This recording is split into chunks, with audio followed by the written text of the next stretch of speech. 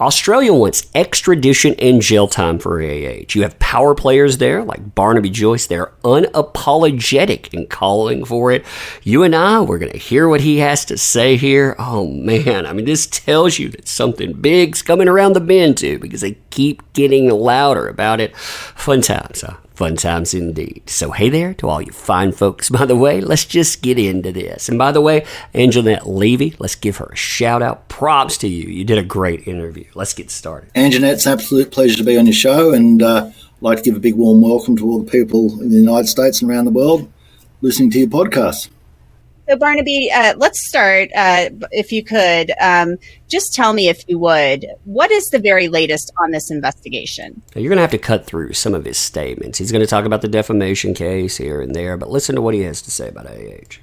Well, it's become the very latest is the absolute train wreck, which was the defamation trial. I suppose everybody was watching that like they'll watching some soap opera, only it was more graphic.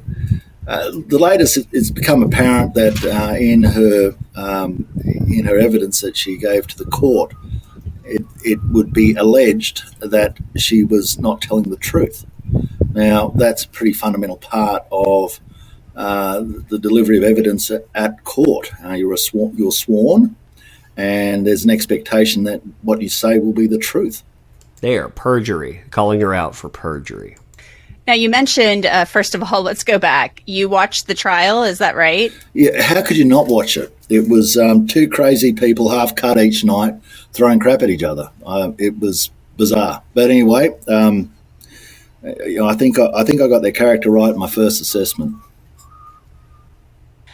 So tell us, if you would, first of all, I think a lot of people who maybe haven't been to Australia or New Zealand, I know they have some strict biosecurity laws as well.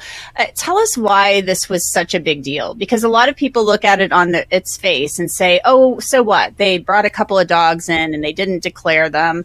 Other people, meanwhile, say it's very serious. Explain to the listeners and the viewers why Australia takes something like bringing in dogs without the proper paperwork and the quarantining, why they take that so seriously. And remember, too, the thing that we're talking about here isn't about the original thing, the dogs. This is actually about perjury. It's lying about items that came up during that investigation. Well, there's two things. There's a cultural reason. Australia is an island continent, and we take, as part of our sort of national identity, biosecurity incredibly seriously. Other countries might take religious laws incredibly seriously. They might take espionage laws incredibly seriously. Well, we take biosecurity laws incredibly seriously. The reason being, it would decimate our economy. You have a range of things. Rabies, we don't have rabies in Australia. So a lot of people go bushwalking. I've got wild dogs around here. As you can see, I'm a farmer. And, it would change the whole complexion of how our nation would run. Going for a bushwalk would be a completely different experience, because we do have lots of feral animals around here: pigs, goats, deer, wild dogs. And so we're very aware of what happens if there is an incursion of rabies or screw fly, or the big one we're watching out for now is foot and mouth. And so we come down on, like a ton of bricks on people who would decimate our regional economies, change our standard of our way we live here in our nation, and also in many instances force up the cost of living, because if agricultural products go off the shelf, well, you pay for it when you push your trolley around, and cost of living is a huge issue. You got to look after people so that they can feed themselves.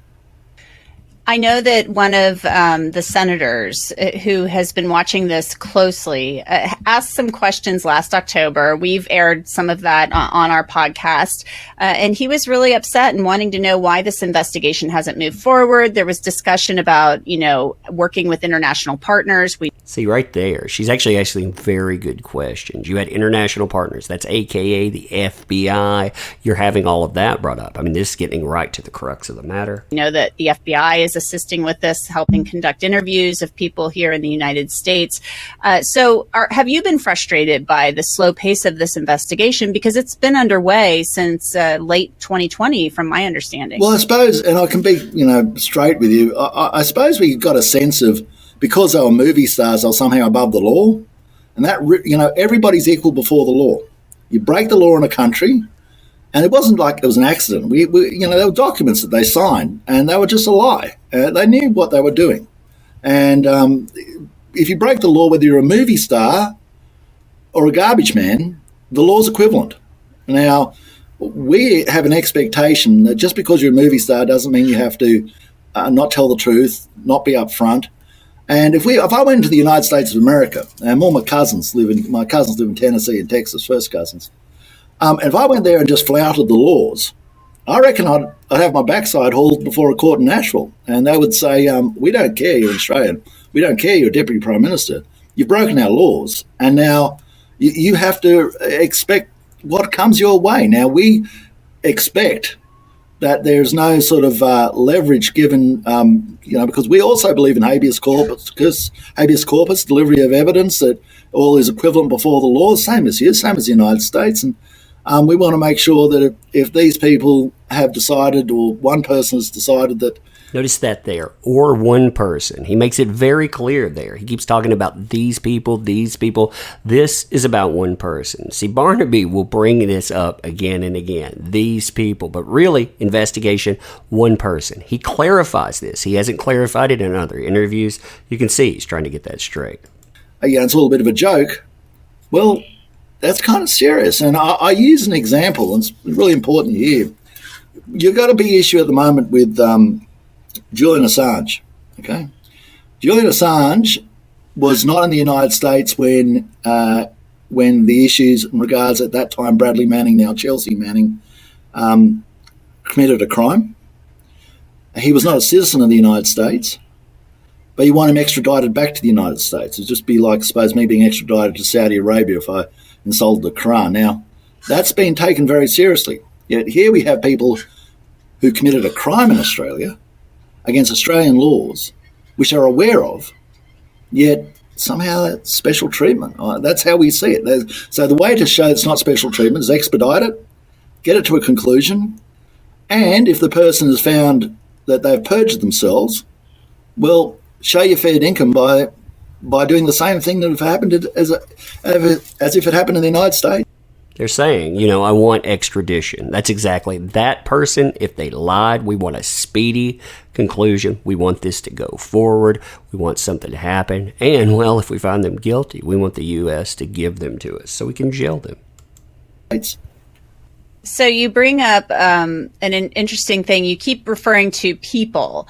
When I've asked about the status of this investigation, the Department of Agriculture, Water and the Environment has always said Amber Heard and allegations of perjury. Are other people, is Johnny Depp being looked at as having perjured himself? It was my understanding that Amber Heard was the one who actually signed the documents when they arrived in the country, talking about the dogs, or not declaring the dogs, I should say.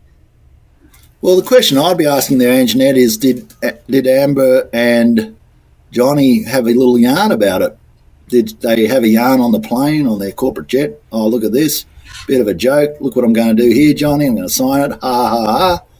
Because that'd make you complicit, wouldn't it? So, complicity. Now, what would that be based on there? Again, Barnaby is very salty. He doesn't like Johnny Depp because of, dealings before. But, again, the place itself and sources are confirmed that he is not part of the investigation there. I mean, that's just a, ooh, what about? That'd be make you complicit to a crime, and a serious one. And I suppose this question's got to be asked, or did you keep it an absolute secret? Never told anybody. Snuck down the back of the plane, got the forms, filled them out, never mentioned a word of it, and then delivered them. I don't know. What do you think likely happened? I don't know. Everything I've seen has involved the witness statements from the UK trial. We've talked about those, involved Kevin Murphy, the estate manager, telling Amber Heard specifically, and there were emails produced in which he told her the dogs wouldn't be ready in time, but she wanted to take them anyway. That's the documentation I've seen. So that's what. There's also Kate James, who was her personal assistant at the time, who said that she and she alone. So the two witnesses that they're relying on, the information they're relying on, she's right. She's absolutely right in that. I know of. I don't know that Johnny Depp knew anything about this. I know they arrived in the country on the plane together. So we've tried to get some answers to those questions. Do you think she will be charged? Have you received any updates? Have you inquired about that?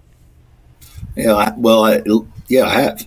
But that's up to you guys. It's up to the United States, and it's a question for how you see, the process of law. That's up to you guys. Again, are you going to extradite her? Again, they're saying, we want her. We want to jail her. We want to try her. We want her here now. And, I won't draw conclusions about how investigations and how a court case goes. I'll leave that up to the court and the wise people who administer that. But I would hope that if it was the occasion that someone had perjured themselves, that firstly a fulsome investigation of whether anybody knew about it, was complicit in it, gave advice on it. I think that should be investigated. And there was indeed advice given by a lawyer Marty Singer. That's actually what we know about. So what he's discussing there, the lawyer that tried to pull Kevin Murphy in, Kevin Murphy, estate manager, witness for JD, they try to pull him into the conversation. He's not comfortable about it. He actually brings all of that stuff up. Again, I know through sources exactly how this stuff came up. Yeah, they point the finger one way only. And then it's up to the United States of America. You have to work out for yourselves, like, okay, how do we see the process of law? Now, I'm being a little bit facetious there because I know exactly how you do it. And obviously, we've got great respect for the United States, an incredible country, and the world's blessed by its gift to the world. But this is something that's important and very important to us. It's if people come to Australia, you don't have screw fly. We didn't have varroa the other day. We don't have rabies. We don't have bovine tuberculosis. We don't have brucellosis. My father was a vet, and we spent a lot of time and a lot of money and a lot of pain trying to get these diseases out of our nation, and we don't want them back, and we don't want new ones in.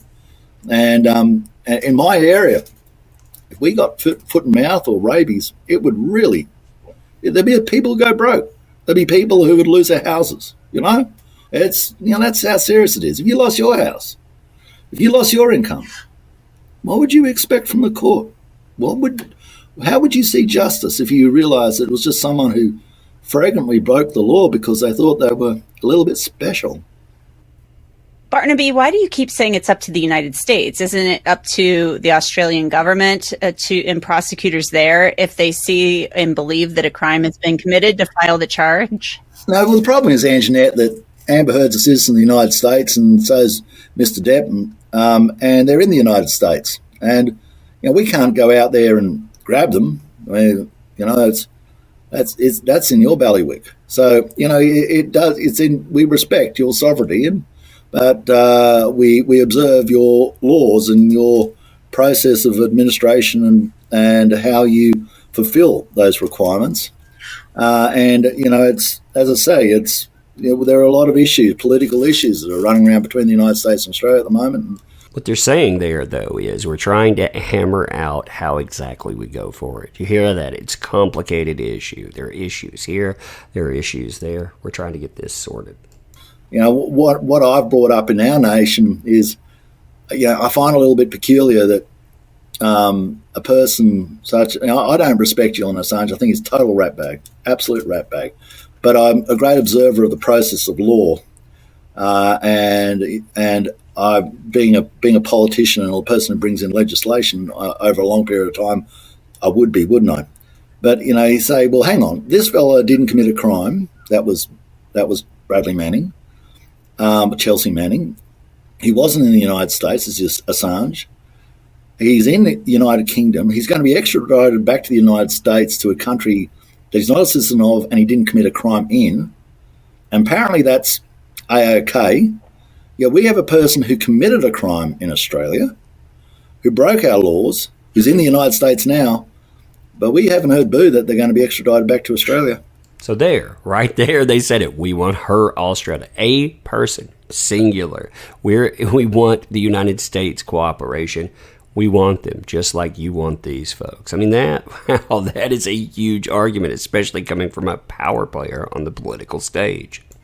So what's the process then that you're aware of? Does the United States have to initiate a extradition proceeding? Because as far as we know, no charge has been filed by the Australians. Exactly. Well, they have to go through. I mean, this is the process of the FBI, and I suppose the discussion I have with my own Department of Agriculture. I got a sense at the time that there was diplomatic cables going backwards and forth, and this was all a bit messy, and they wanted it quietly swept under the carpet, and that aggravated me because we don't quietly put things under the carpet for any person. You find out if they broke the law, they broke the law, and it wasn't. I'd have some sympathy if it was an accident, like if they. Now they're talking about 2020 right there, by the way. That's when it kicked up. But right where we're at, like his statement said at the beginning, we're past the trial now. We actually have that moving forward. Australia knows that's a big theme. That's why they've been so vocal about it. This person was completely unaware, and it's just. It was a mistake, but this was no mistake. And as I said, people say, well, it's just a couple of dogs. Well, no, that is actually the most that's a very usual mechanism of the transmission of rabies. The dog thing was already sorted, too. He keeps going back to that, like that's the issue. That isn't the issue. That issue was already ironed out. They already decided what the punishment would be, the apology, the fine. But in the aftermath, they found out that she lied in the process of law. That is perjury. So anytime he brings that up, it doesn't matter about the dogs. The dogs, they're just a mechanism. Really, how we got there was the perjury. As a vector, what they call cup dogs, tiny dogs, is because everyone thinks, well, small dogs don't get diseases. Well, they do. And the thing is, even if we said don't bring a pair in, and we made you sign forms say, please don't have pairs. Please don't have pairs. It's a big crime if you bring in a pair. And you thought, well, who cares about that? I'm just going to bring in my pairs.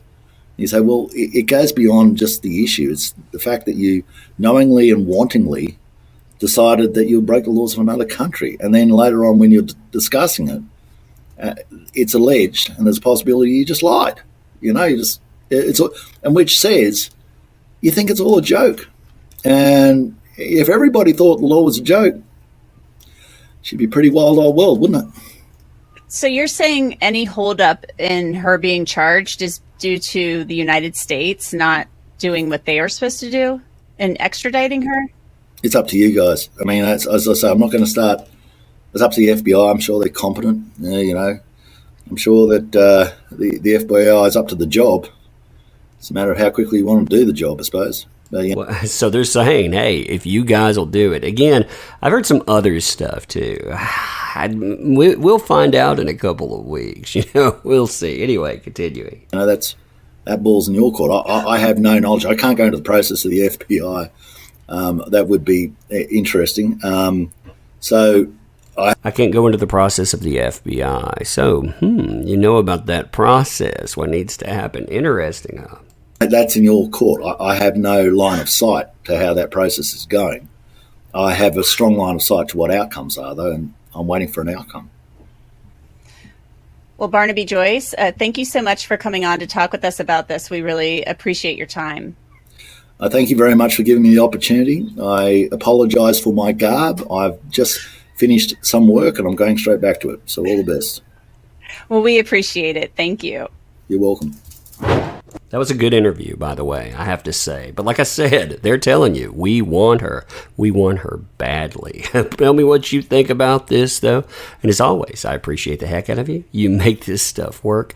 Thank you. Can't say that enough. Leave comments. Check out the links, too. They help out the channel immensely. Check those out. But you being here, that helps out even more. Thank you. Appreciate you. And then here. See you soon.